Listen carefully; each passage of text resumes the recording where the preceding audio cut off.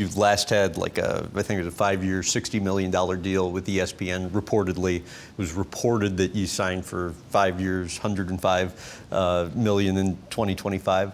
How did whatever you ended up getting compare to what you were looking for? I wasn't looking for that. I didn't know that would happen until a year ago. Really? A year ago, I hired a team looking at my numbers, measuring my worth, what the market said, et cetera, et cetera. And they came to me and they said, you're worth this.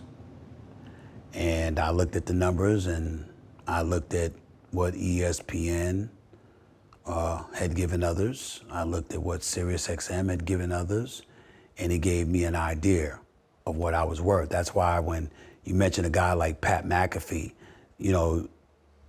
he says that he has a lot of critics and a lot of people rooting against him and stuff like that.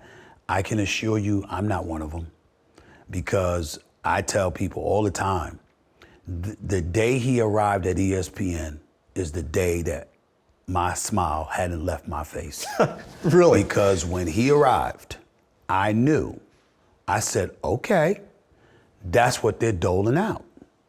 Because up until then, that wasn't the case. But I was incredibly, incredibly appreciative of him and what he and his show brought to the table, because you always need somebody to illuminate the market for you, to open it up and show you, hey, this is what it is. So he illuminated that for me, which is why I was always appreciative of his arrival at ESPN. It's the best thing that happened to me. Okay, it's funny you mentioned that, though, and it's clear you love him for that reason. I have heard that you guys might not care for each other too much. No, that's not otherwise. true. That's not true. Not even a little bit? No. Was there a time? No.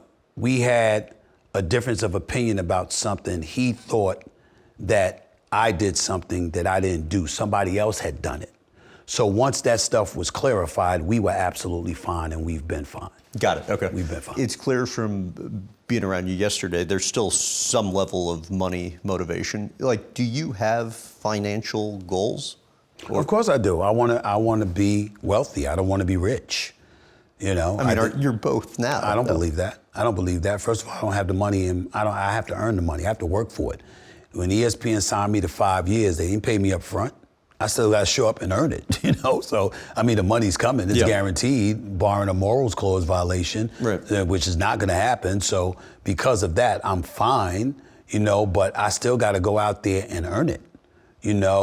So my attitude is I don't have it. I have it coming, but I don't have it yet. That's number one. Number two, a lot of it from both parties is as a 1099 because I own my business. Well, you've seen my shop and you see I have employees. Who's paying them? That would be me.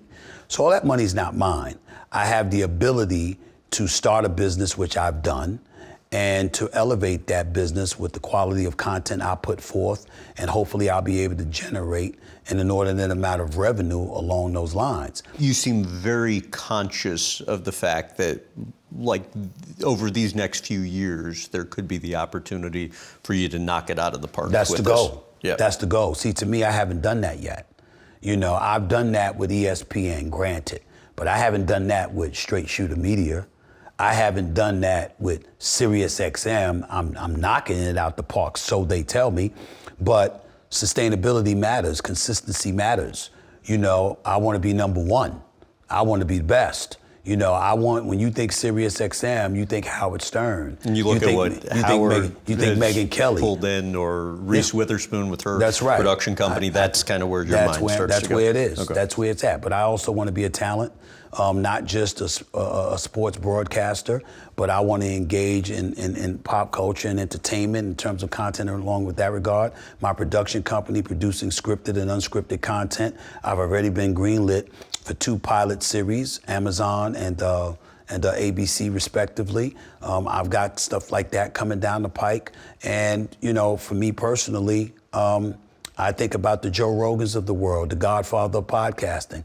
I want to be on that level. I'm going to start taking acting lessons. I've been acting on General Hospital with a recurring role, but I'm going to take it a bit more seriously because I enjoy it. So I want to see where that could take me. So it's an endless list of things that I want to do, but not at the expense of things that I'm doing. I'm very mindful of where it started, what got me to the place that I'm in thus far, and my intent is to never let down the people who have faith in me. And you know, some people look at ESPN, I say Disney, because let me tell you something. I don't get that contract if it's not for Bob Iger. You don't think so? Oh, no. If Bob Iger says no, it ain't happening. Yeah. You understand? He's the CEO of Walt Disney. It ain't happening without him. That's not happening. Dana Walden. It's not happening. Jimmy Pitaro. It's not happening. So, I mean, don't get me wrong. I have a very good relationship with Burke Magnus, who's the president of content for ESPN. I'm very fond of him. Our relationship has grown since he's taken over, and he's been very good to me. Dave Roberts and I have a long-standing relationship with one another as the executive VP, and I consider him the ultimate winner because nobody is more fixated on winning than him. But when you think about Jimmy Pitaro, when you think about Dana Walden, when you think about Bob Iger, in terms of the quality of life that I have, that I can afford for myself now, it does not happen without them.